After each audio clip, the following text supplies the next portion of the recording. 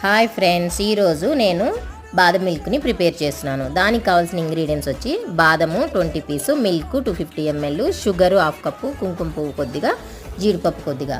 నానబెట్టిన బాదంకి పొట్టు తీసి మెత్తగా పేస్ట్ చేసుకోవాలా. ఆ తర్వాత ఒక గిన్నె పెట్టి అందులో మిల్క్ వేయాలా. ఆ తర్వాత బాయిల్ అవుతున్న మిల్క్లో బాదం పేస్ట్ వేసి మంచిగా మిక్స్ చేసుకోవాలా. కొద్దిగా కుంకుమ పువ్వు కూడా వేసి మిక్స్ చేయాలా. తర్వాత 2 స్పూన్ కస్టర్డ్ వేసి మిల్క్ వేసి మంచిగా ఉండలు లేకుండా బాగా మిక్స్ చేసుకోవాలా. బాయిల్ అవుతున్న మిల్క్లో కస్టర్డ్ని వేసి బాగా మిక్స్ చేసుకున్నాక షుగర్ వేసి ఆ తర్వాత బాగా మిక్స్ చేసుకోవాలా.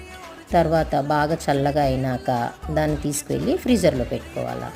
1 అవర్ ఫ్రీజర్లో పెట్టినాక బయటకు తీసి బాగా మిక్స్ చేసుకోవాలా.